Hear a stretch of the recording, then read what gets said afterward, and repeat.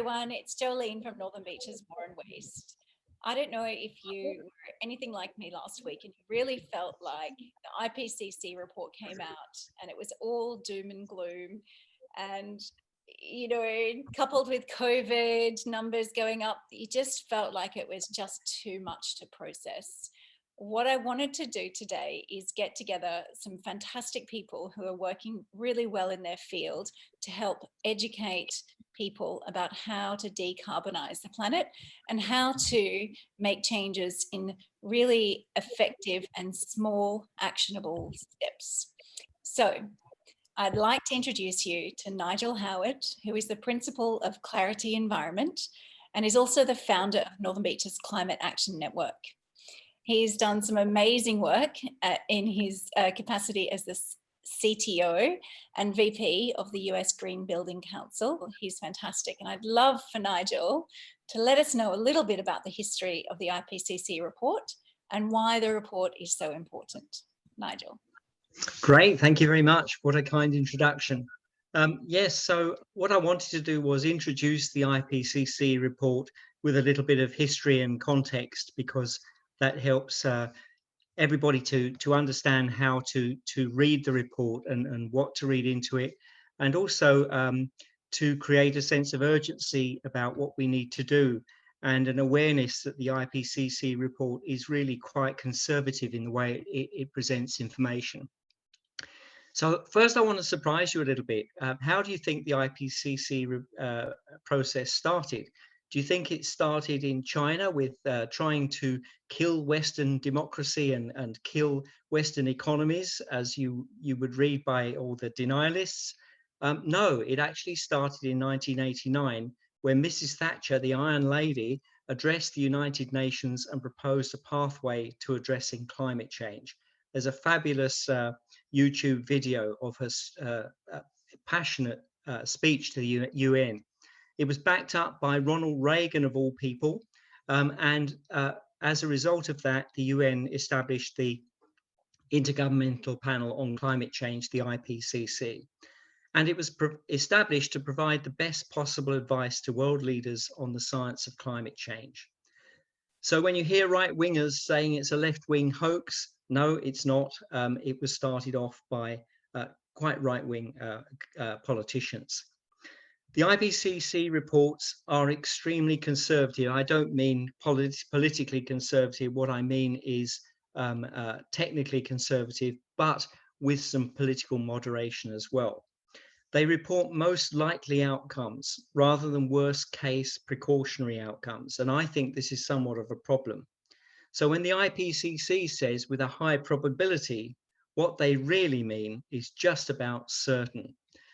So you need to read the IPCC reports and commentary about them, realizing that they are a moderated version of what the scientists have been presented as evidence.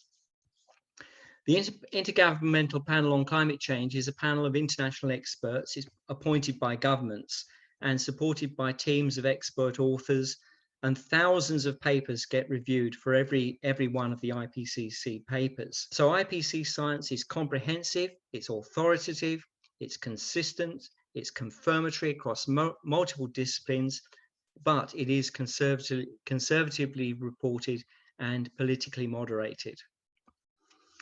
So AR6, the latest report, what is it?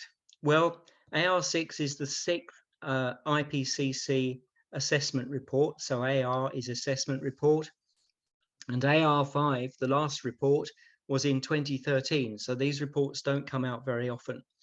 In the meantime, IPCC have issued 3 special reports on different aspects. The last one was in 2019, and it was on the impacts of global warming of 1.5 degrees above pre-industrial levels. This report caused a big stir because up till that point, we were still thinking about 2 degrees as the issue that we need to be worried about. But the 1.5 degree report made us realize how significant the difference was between 1.5 and 2 degrees. The other 2 reports, one on land desertification, land degradation, and another report on ocean and cryosphere, those did not have the same kind of level of impact. But the AR6 report, following on from AR5, involved 234 expert authors from 66 countries, 517 contributing authors, reviewing 14,000 papers with 78,007 review comments. So you could call it pretty thorough. It's probably the most thorough endeavor, scientific endeavor, that mankind has ever undertaken, and it has to be. So what did AR5 say? So back in 2013, it described the scenarios and pathways to a safe climate and set a global carbon budget of 120 gigatons of CO2 that the world must not exceed for a 66% chance of staying within 1.5 degrees of warming. That budget has already been blown because it amounted to just 3 years of emissions. And instead of our emissions stabilizing, they are continuing to grow. What AR5 said is that they couldn't determine the extent to which any particular particular disaster was caused by climate change. So this is called attribution science. It's how you can allocate the impacts of climate change to any particular disaster. And this is a big problem because it means it's hard to take legal action against corporations or governments for their failures linked to particular disaster episodes. How have government responded to AR5? Well, I would describe it as in denial, belligerent, ignorance, cynical and sociopathic toward future generations. That sounds harsh, but I think when we're taking extinction of the species right to the very brink, I don't think it is too harsh. I think it's realistic. Instead of agreeing how to fairly apportion this budget for a rational transition to a survivable future, national governments, especially like ours, have gone on a greedy rampage to mine, frack, and take as much of this share as they can before they get closed down by the international community. This is not good. Australia is now the worst, most shameful global pariah internationally, except perhaps for Saudi Arabia. And yes, we feel uncomfortable about that, but we need to recognize that this is the truth. I want to mention a couple of other reports, which are not IPCC reports, but they're commentaries on the science or improvements to the science that IPCC was reporting. The first is by an organization called Breakthrough, and the authors, David Spratt and Tim Dunlop, have gone through the IPCC AR5 forecasts, and instead of looking at them through an average, typical, most likely lens, they've looked at them through a worst case lens. So they've said, let's take the same data, but let's look at the extreme edges, the less likely, the 3 sigma, the 95%, 99% probability of really bad things happening. And their findings are truly scary. According to their work, there is already a 10% chance that we're on course for 6 degrees of warming and extinction of our species, a 10% chance. So they argue that the IPCC is dangerously conservative in its reporting most likely instead of worst case scenarios. So my question is, would you board a plane with a 10% chance of crashing? No, of course not. But that is exactly what we have done as a human race with our attitude to climate change. So the second piece of research I want to mention, which is an addition to IPCC research, well, not really fully in addition, it's emphasizing certain aspects of that research. In 2018, Will Stephan and his colleagues produced a report called the Hothouse Earth Report. And what this report did was collated all the research on the feedback loops, the positive feedback loops that can accelerate climate change and cascade on each other. So they looked at permafrost melting, releasing methane. They looked at ocean methane hydrates being released.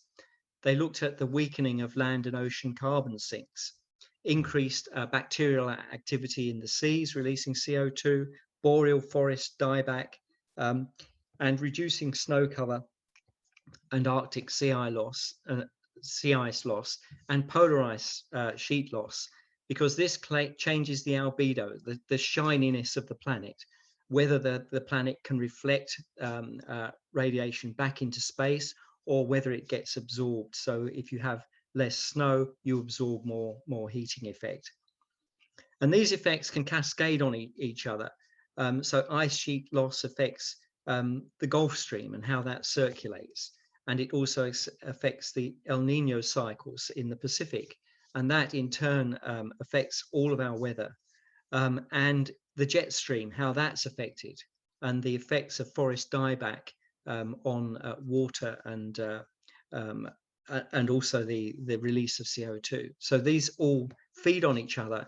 And the danger is that if you trigger certain thresholds, exceed certain thresholds, and they estimated that the threshold was about 2 degrees of warming, then if you get to 2 degrees of warming, then the planet will then kind of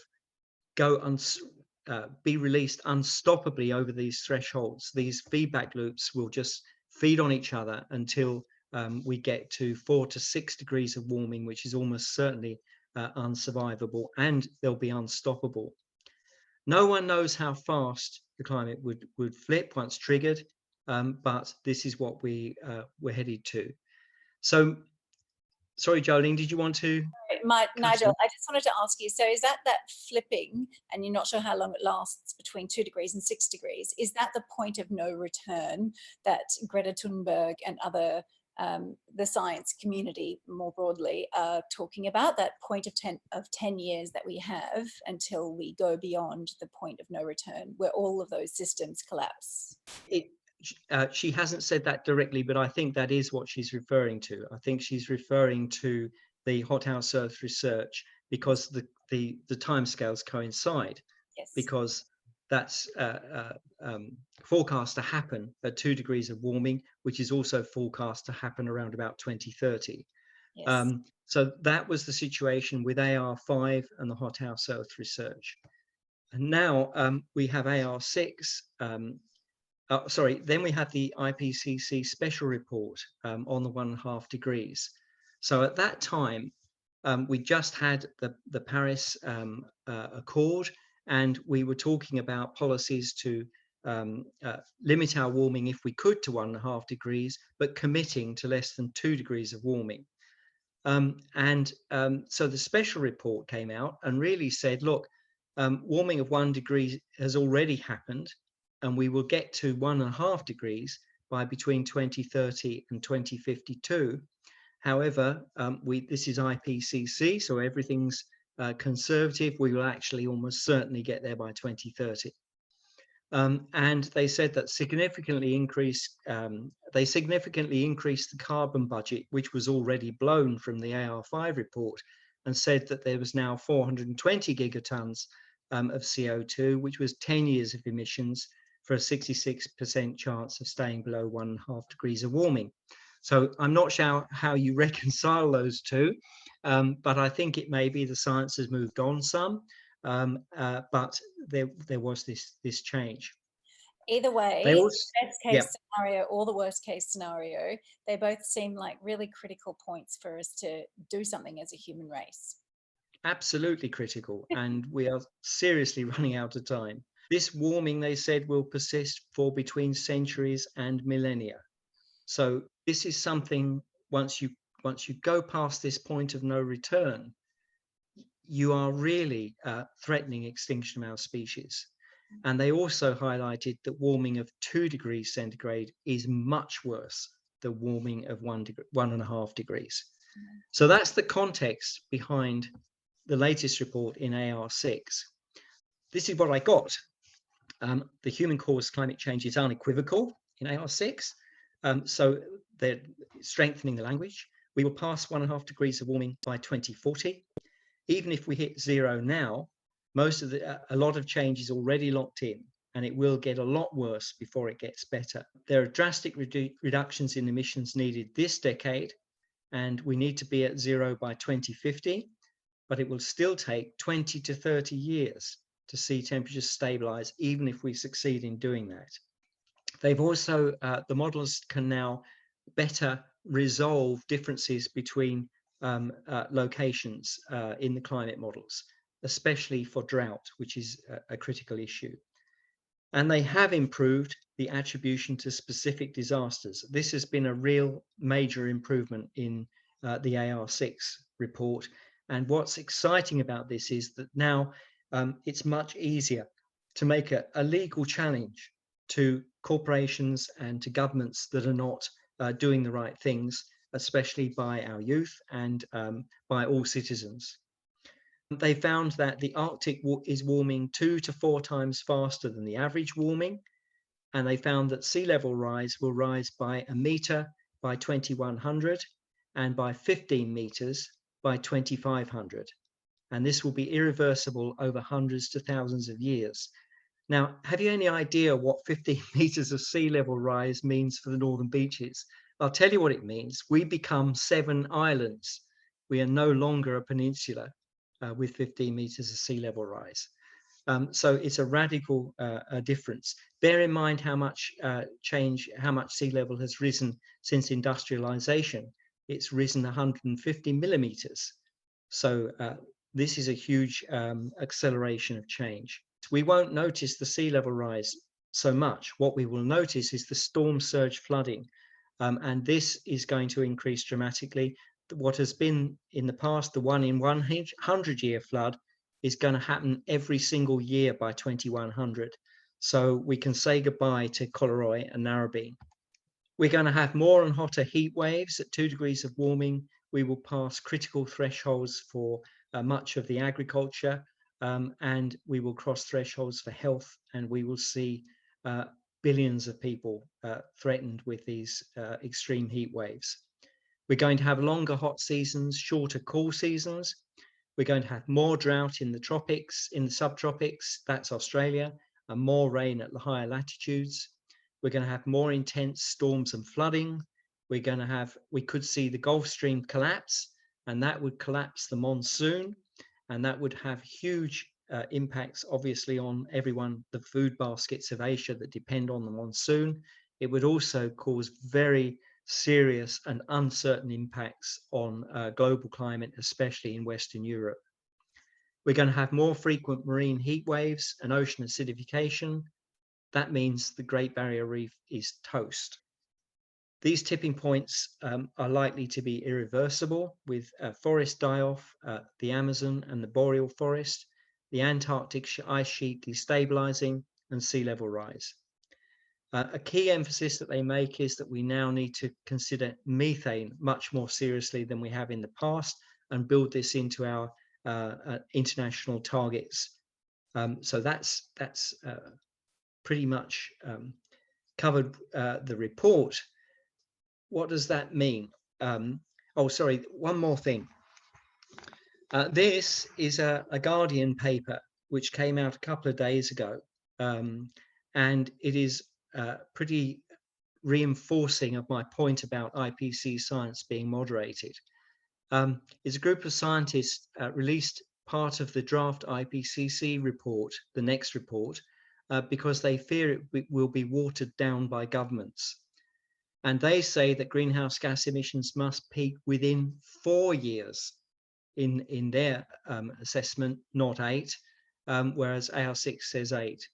They say that the top 10% of emitters globally are the wealthiest 10% and contribute between 36 and 45% of emissions, which is 10 times as much as the poorest 10%. What they're basically saying is that the rich have to fix this problem. And they emphasize we need to stop overheating and cooling our homes. We need to cut air travel. We need to reduce using high energy consuming appliances, and we need to change our diets and stop overeating. So did I mention that the IPCC reports are conservative and politically moderated? Well, these scientists who are contributing IPCC science certainly think so as well. So to conclude, scientists are freaking out. Everything we're doing and experiencing is happening faster than and exceeding the worst case IPCC scenarios. What's happening across what's been happening globally across Europe, into Asia, with flooding and extreme bushfires, which we had in 2019, and who knows if it's coming back for us this summer. The drought, the flooding, the crises that are happening internationally with migrants from places like Syria, where they can't support their population. All of this is happening faster than expected. So we are really somewhat deluding ourselves about the progress that we've made. So you need to check out the atmospheric CO2 concentrations, Mauna Loa. You cannot see any evidence of change, although people keep telling us we're improving on this and that. There are no evident reductions. In fact, the pace is still increasing in CO2 emissions. So we need some really radical things to happen, and Australia are back of the queue for making the change. Our government doesn't even believe it has a duty of care, and the fossil fuel industries own both major parties. It's really disturbing. Thank you, Nigel. That is a really sobering view of what exactly is going on in that IPCC report. And I don't know anyone that could absorb what you just said and not feel compelled to do something about it.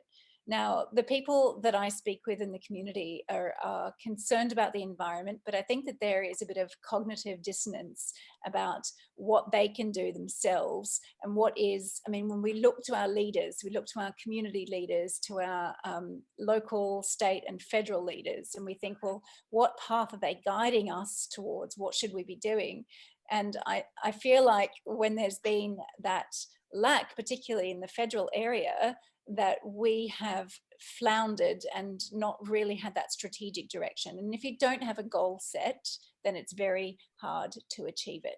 So Sure. what you said through the process of the IPCC report about the international pressure, how can the rest of the other countries that are more advanced than us put pressure on Australia to comply with some of the net emissions targets? Yes, well, I think that we've seen some exciting developments with Europe setting up carbon border adjustment. This is a very exciting policy change. And the reason it's so exciting is that it puts an adjustment according to how much carbon is attributable to imports. It puts a sum of money against that carbon, and it penalizes those imports that are coming in that don't have a carbon price from countries like Australia, whereas from countries that have a carbon price, they don't have that penalty. Now, what is really exciting to me about this is how infectious this is, because now that Europe has put on a carbon border adjustment, the only way an exporting country like Australia exporting to Europe can keep that money in their own economy is to put their own carbon border adjustment and border price on. Yeah. If they don't, their exports are going to be penalized by the price anyway, yes, but the money stays in the importing country's economy. Yes. So it's very compelling for other countries who export to Europe to now put on a carbon price. Now, Australia is not worried about Europe doing that because we export practically nothing to Europe, but Japan does. And we export a lot of stuff to Japan. So watch this space. As soon as Japan puts its border price on, or China, then we're going to be scurrying to figure out what to do. And isn't that interesting? Even when our government hasn't been stepping up because they don't want to touch that political hot potato of a carbon tax in this country, we've seen other organizations, like big businesses, really investing in decarbonizing. And those, not only those industries, but particularly categories like finance and insurance, because they're really seeing it as, statistically, it's very likely to happen, if not already here. And I think many people in Northern Beaches would have already experienced not being able to get insurance for some of their property, depending on the location. So it's very interesting to hear that trade and other businesses are doing their risk analysis, and they're really understanding that it's critical that we get started on these really big changes. And considering that we're in COVID, we are learning to adapt to change, and we can do the same thing with our carbon emissions as well. And this is something that everyone can engage with. Everyone can divest their pension. They can divest their super fund. They can make sure that any private investments they have are not going into businesses that are making the problem worse. So we can all do something about this. And divestment has been one of the most powerful change agents internationally, I think. Absolutely. And that's a wonderful segue to introduce the lovely Anne Charlotte, who is a co-founder of Zero Emissions Sydney North. And Anne Charlotte won an environmental award this year with Northern Beaches Council. Anne Charlotte, can you tell us about the work that Zero Emissions North Sydney is doing locally to decarbonise the Northern Beaches? Thanks, Jolene, and thanks, Nigel. And that certainly, it takes even me a while to process all of that and find my optimism again. But we came together, a group of volunteers in 2019, frustrated by the lack of action on a federal level. And we thought, what can we do ourselves in our communities as individuals?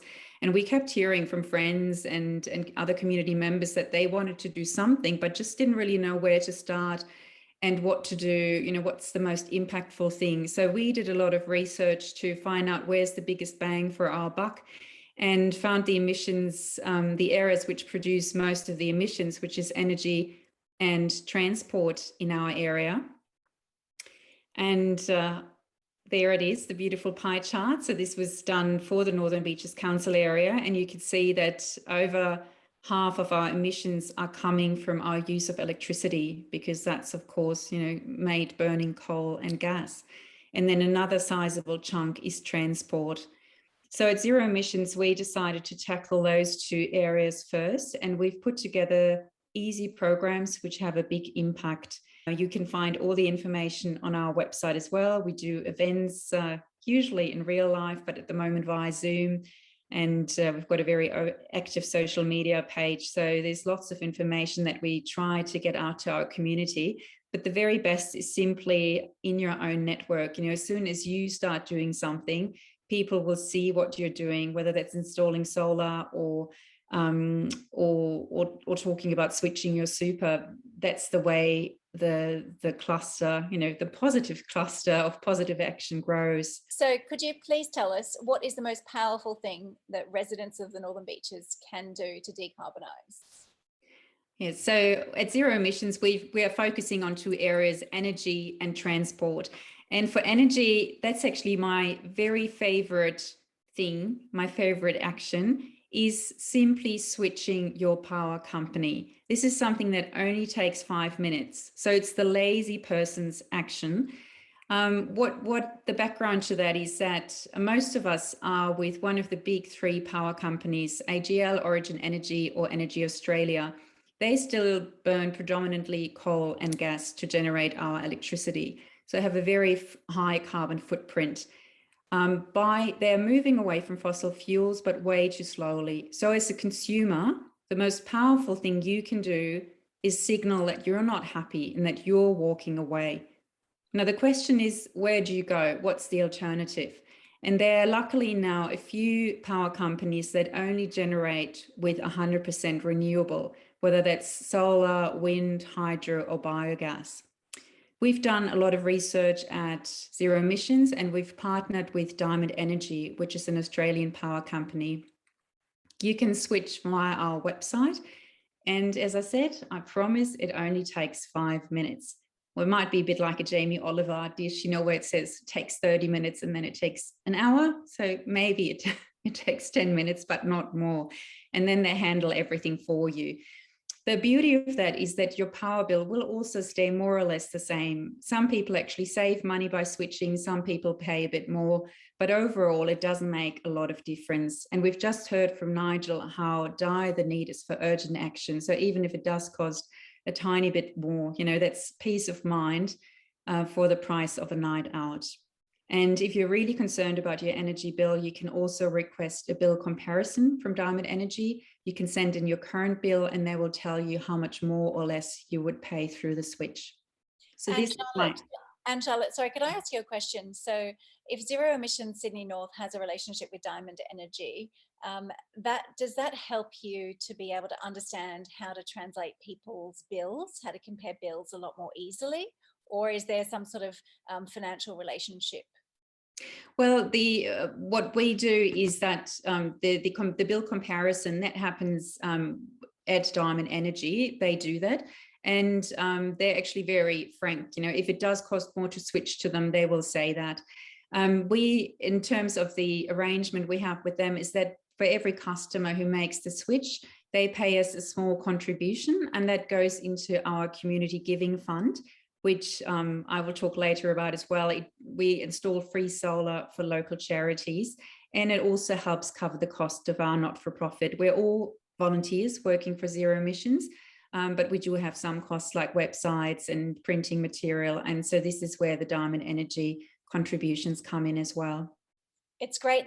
You guys are taking all of the thinking out of it. You are just allowing the bill comparison to take place, and you're making it so easy for people to switch and really make an impact for that percentage of carbon.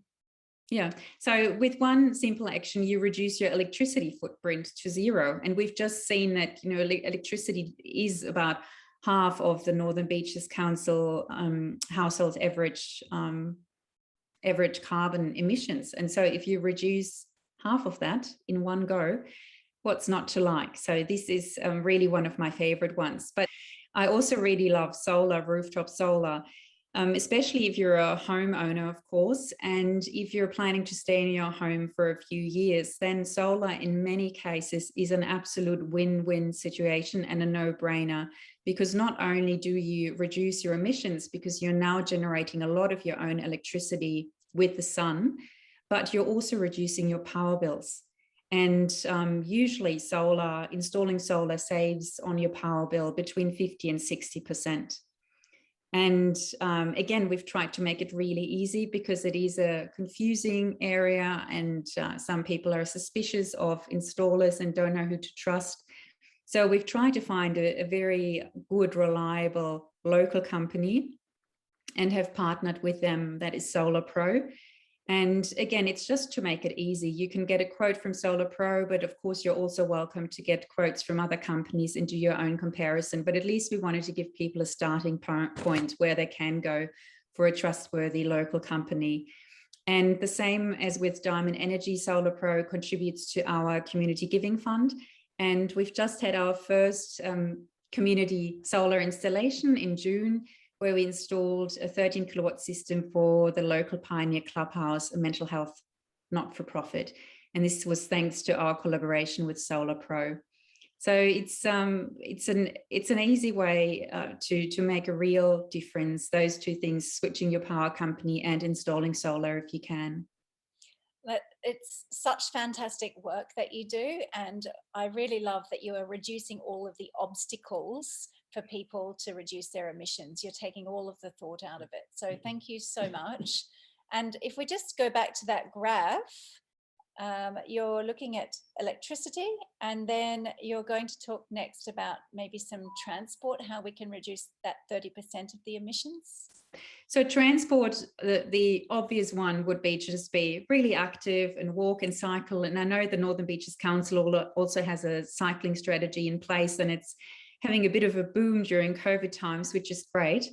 Obviously, public transport is another really good way to get around, but I think we're not kidding ourselves. We're quite reliant on the car on the Northern Beaches. So the question is, what can you do if active transport or public transport is not an option?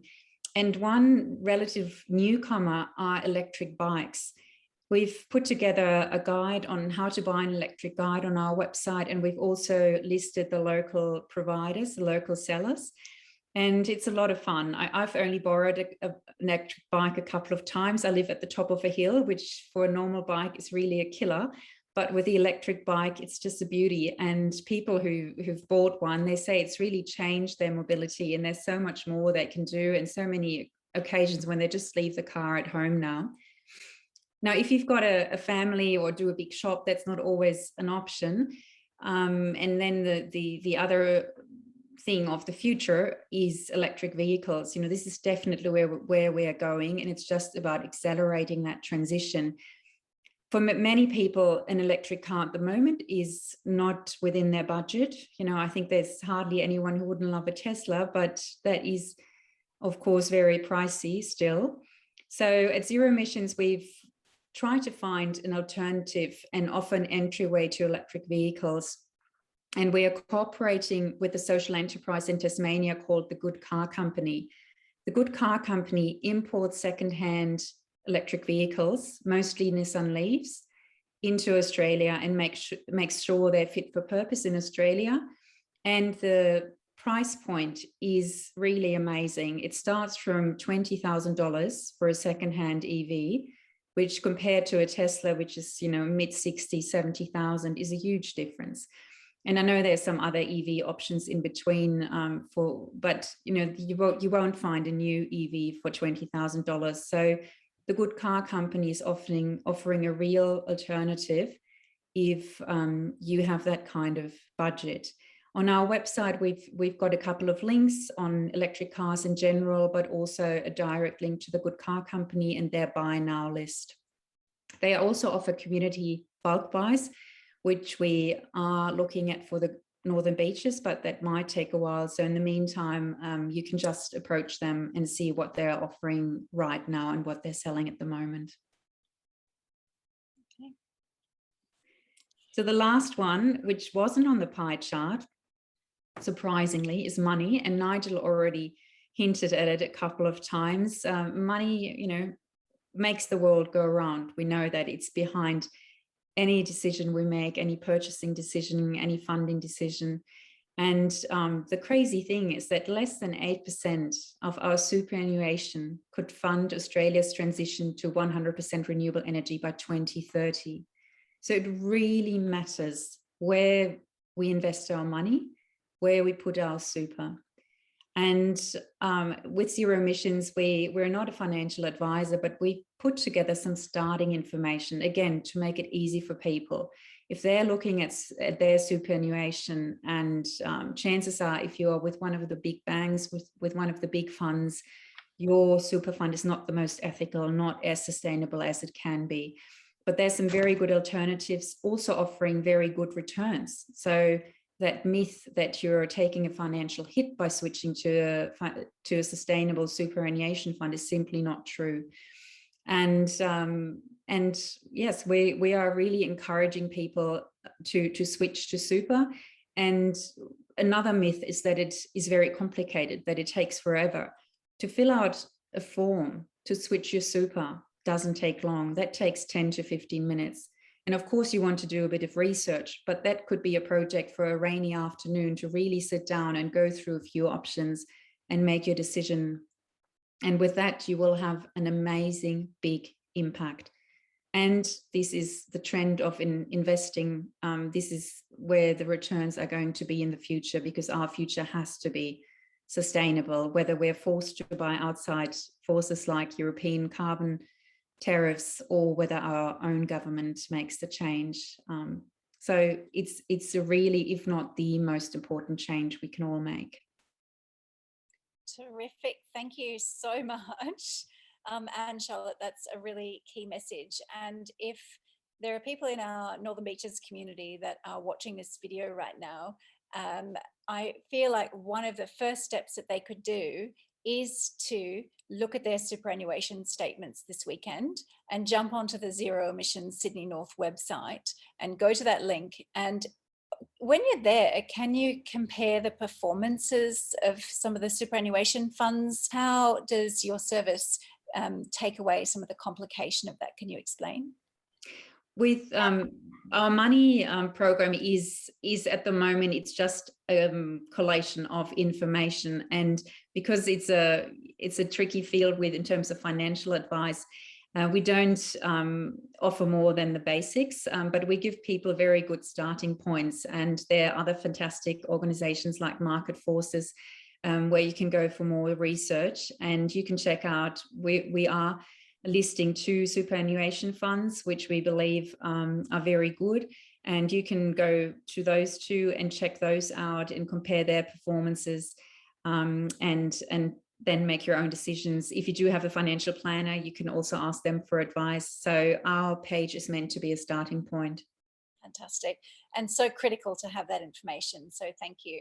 So for any people in Northern Beaches that are out there, definitely take some time during lockdown to have a look at your superannuation, to review that, to just double check your energy and make sure that you have a zero emissions provider. And if not, then reach out to Zero Emissions Sydney North, and they can help you review if solar is right for you and what your options are about reducing that biggest proportion of your emissions from your household.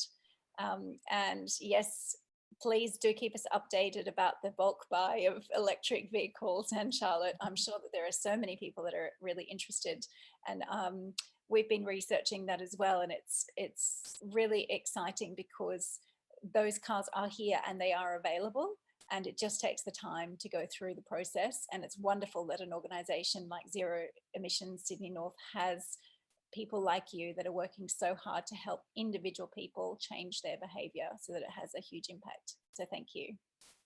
Yeah, you're welcome. And then one last thing. So at Zero Emissions, we're focusing on things, the switch programs and investments like solar. But I also did want to mention what Nigel said as well, that there are also some very easy behavioral changes that will have a big impact, like simply buying less stuff. Yes. Flying less, rethinking your holiday, rethinking your work once we can fly again, rethinking whether you need that trip to Melbourne or can you do it via Zoom. We're so good on Zoom now, there's no reason not to keep some of the silver linings from COVID.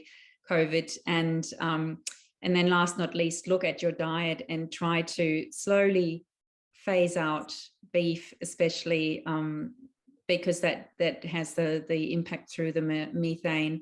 And introduce more vegetarian dishes into your diet. It doesn't have to happen overnight. And, with my family, I'm still on a transition, and we have maybe 3 to 4 vegetarian meals a week, but we're getting there. So it's all about getting started and doing the first few actions. And Nigel, if you could give advice to the residents of the Northern Beaches, if they had only 2 hours each week to devote to something that's going to reduce that carbon emissions and other greenhouse gas emissions, what would you recommend that they do with those 2 hours? And Charlotte's covered such a great list of things that we can do in our lives already. But if they had just 2 hours a week, then the first thing I'd say is they can write 1 email a week, keeping climate emergency pressure on our politicians, on Jason Falinsky, James Griffin, Brad Hazard, Rob Stokes, Michael Regan, and all our ward councillors. They need to hear from the community, let them know that we really care about a survivable future for our kids and grandkids, and we expect them to act. We're not asking them, we're telling them it's time for them to step up and do the things that we need them to do.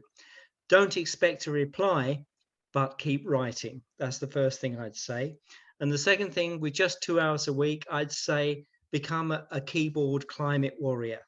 Get on Facebook, Twitter, LinkedIn, Instagram, read about this stuff, learn about this stuff, tell everybody, have conversations with your friends and neighbors, and just in 2 hours a week, you can really make stuff happen. Perfect. Yeah. Thank you so much, Nigel. The other thing that I think is really important to mention, because I can see that people come in their waste journey at a lot of different stages and complexities, is putting the pressure on businesses, because businesses need to know when they're sitting making decisions at the boardroom table, they need to know that there's enough pressure from people who are their potential customers that they want to have materials that are produced in a sustainable way. and that the packaging is going to be perfectly compostable, and that there is sort of an end of life cycle accountability process, so that material that it's actually getting made can be put back into the circular economy. So you guys have got it. It's the government pressure, business pressure, and doing as many actions as you possibly can that have the most impact on reducing those emissions, and talking about it with your friends.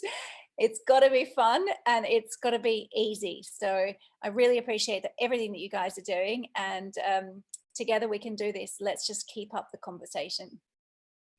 Thank you, Jolene. And I think just adding on to the friends, but I think it's really, this is one of the most important things, just influencing your own network. And, you know, most people don't really like to be lectured to, but they watch you, you know, they see what you're doing. And specifically for solar, we've even got scientific proof that solar tends to grow in hubs. You know, one person installs it in their street, the neighbors see it, they start talking about it. Before you know it, you've got several houses in the street all with solar. And so it's wonderful to see this positive contagion, and you know, good things can spread as well. So yeah, we can all just make a difference in our own little world, and all of us together will have a great impact. And I think that's really important to keep in mind when we hear, you know, read the latest IPCC report and hear all the devastating news. Sometimes it's easy to just think you give up, but I think we all have the power as consumers, the power as influencers, and if enough of us act, we can make a difference. We mustn't give up. We mustn't give up. Thank you guys so much. Good things can be contagious. Let's do it. Thanks, Jolene.